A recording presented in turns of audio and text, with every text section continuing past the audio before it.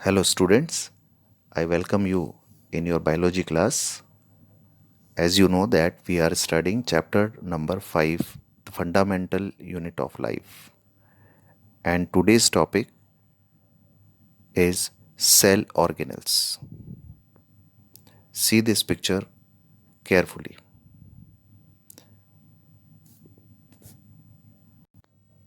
Cell organelles. These are small membrane bound structures suspended in the cytoplasm. Cell organelles छोटे छोटे से structures हैं जो कि मेम्ब्रेन से कवर्ड रहते हैं और साइटोप्लाज्म में फैले हुए हैं.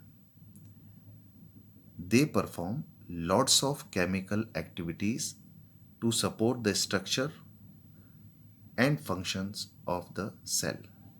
ये बहुत तरह की केमिकल एक्टिविटीज़ में हेल्प करते हैं और सेल को एक बेटर फंक्शनिंग करने में मदद करते हैं. तो सबसे पहले सेल ऑर्गेनल जो हम पढ़ने जा रहे हैं वो है endoplasmic reticulum. It is a large network of membrane bound tubes and sheets extending from outer nuclear membrane to the plasma membrane.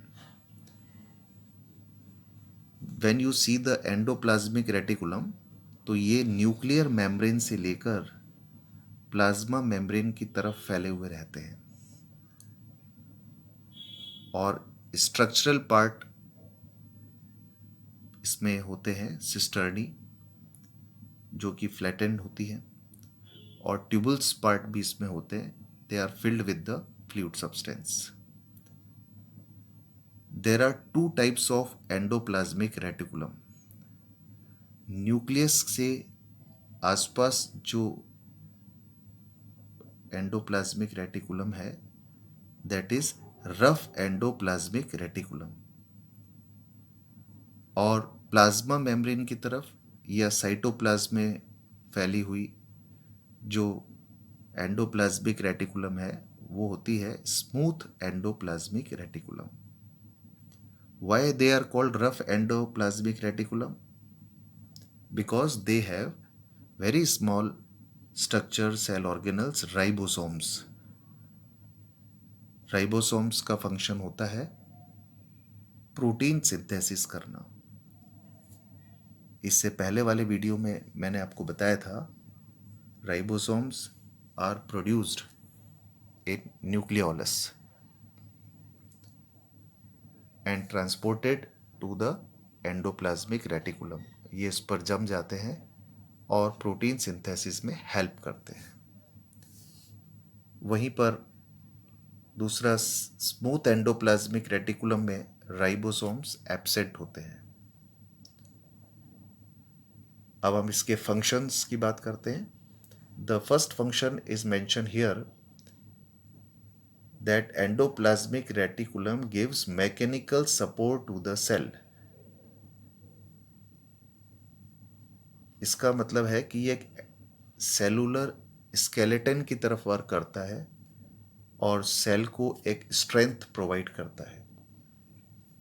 The second function is serves as a channel for the transport of material specially proteins. Endoplasmic reticulum protein synthesis के लिए एक बहुत ही important channel provide करता है जिस पर ribosomes protein synthesis का काम करते हैं. एंडोप्लाज्मिक रेटिकुलम के बारे में दो इम्पॉर्टेंट टर्म्स हैं. एक है मेम्ब्रेन बायोजेनेसिस और दूसरा है डिटॉक्सिफिकेशन. मेम्ब्रेन बायोजेनेसिस एक कंबाइंड प्रोसेस है.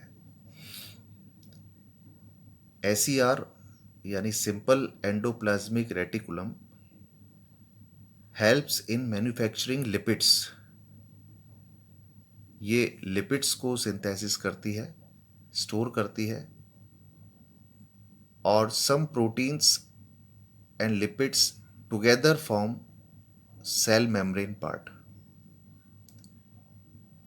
That is process is called membrane biogenesis. इसको हम ऐसे समझ सकते हैं कि जो भी मेंटेनेंस होती है, कहीं पर सेल ऑर्गेनल्स में टूट टूट फूट हो जाती है या सेल मेम्ब्रेन कहीं से रप्चर हो जाती है, तो वहाँ मेम्ब्रेन बायोजेनेसिस प्रोसेस से वो वापस से ठीक हो जाती है. One more function is mention here, that is detoxification. और ये फंक्शन भी SER का है. In the liver cells of vertebrates, जितने भी वर्टिब्रेट्स एनिमल्स हैं, जैसे ह्यूमन बींग्स हैं, कॉर्डेट्स हैं, इन वर्टिब्रेट्स की जो लीवर सेल्स होती हैं, लीवर के अंदर जो सेल्स हैं, they help in detoxifying poisons and drugs. जब हम कोई मेडिसिन लेते हैं या कोई ड्रग लेते हैं या कोई हमारे शरीर में पॉइजन चला जाता है, तो उसको डिटॉक्सिफाइंग करने का जो वर्क है वो लीवर करता है, और उसमें SER हेल्प करती है. One more function which make important to the cell is cytoplasmic framework, which provide a surface for some biochemical activities of the cell.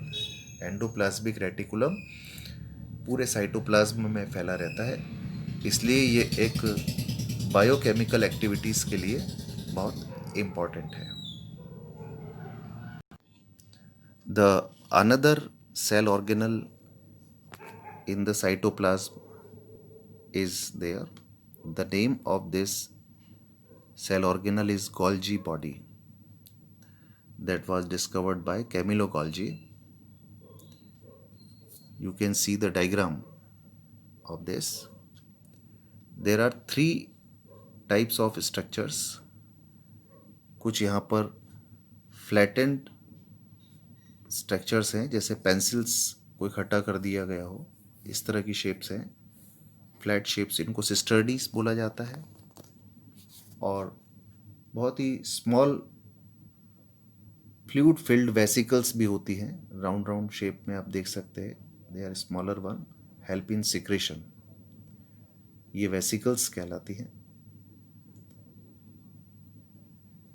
Golgi body एक कॉम्प्लेक्स स्ट्रक्चर है, because it is consist of 2 or 3 different shapes or structures together.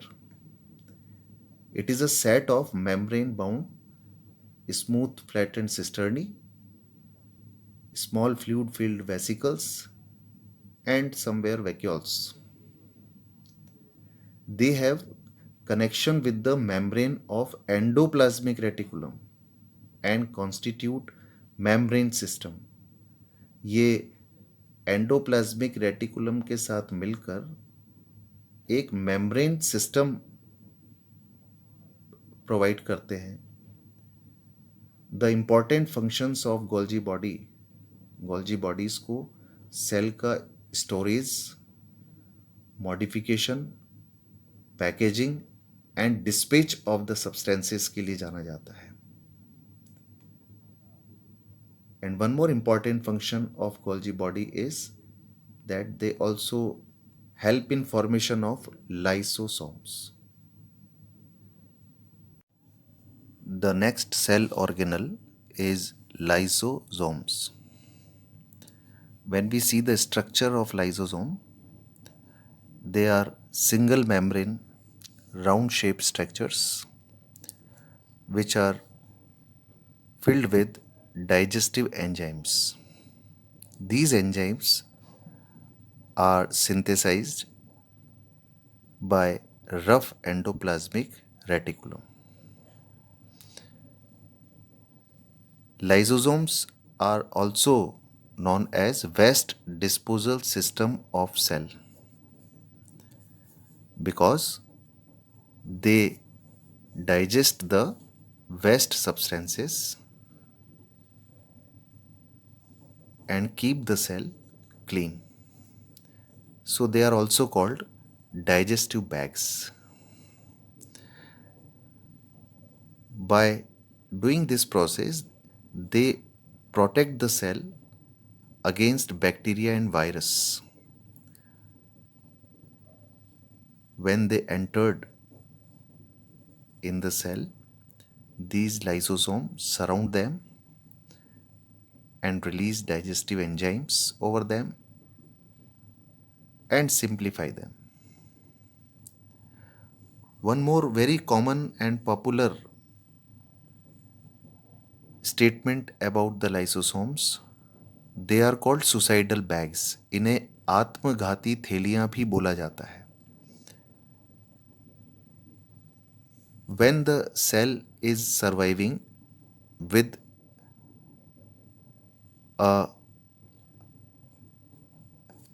any disturbed or any uncommon situation, the cellular metabolism is disturbed there.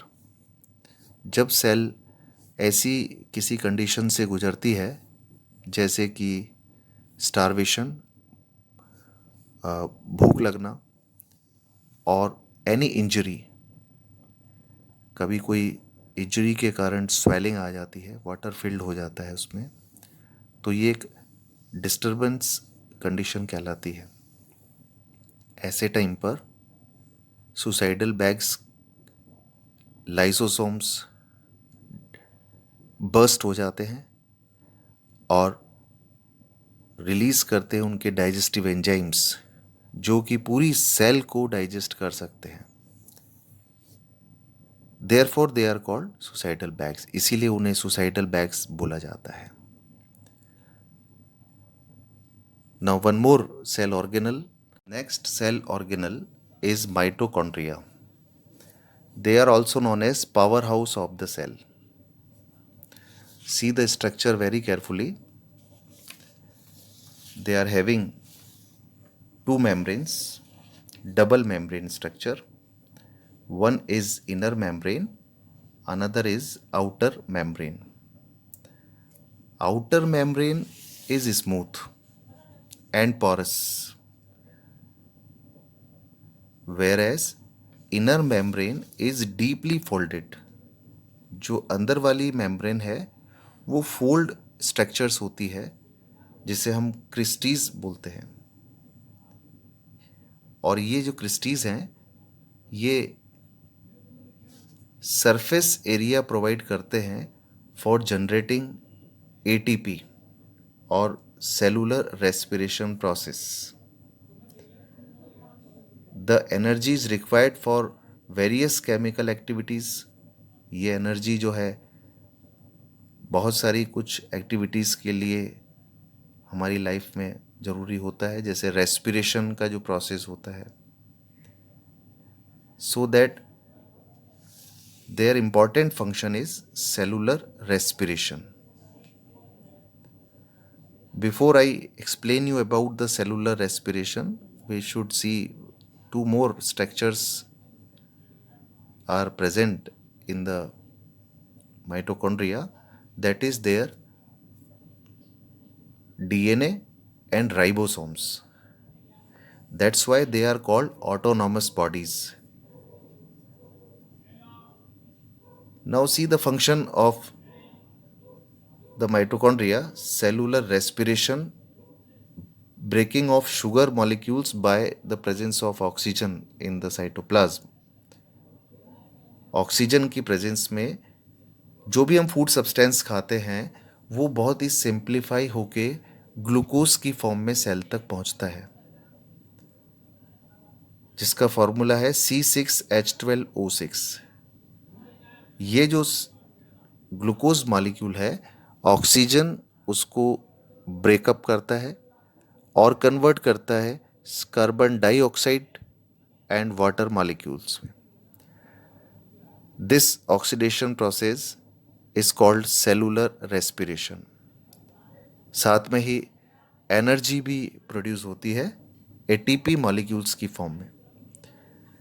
Because this energy molecules are also called currency of cell. इसका full form है adenosine triphosphate.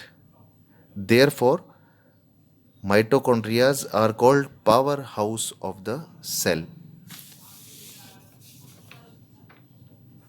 In our next lecture, we will study about the plastids and vacuoles.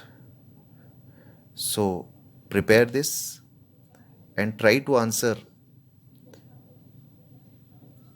the two questions, that why are lysosomes known as suicidal bags and why the mitochondria is called powerhouse of the cell. Thank you.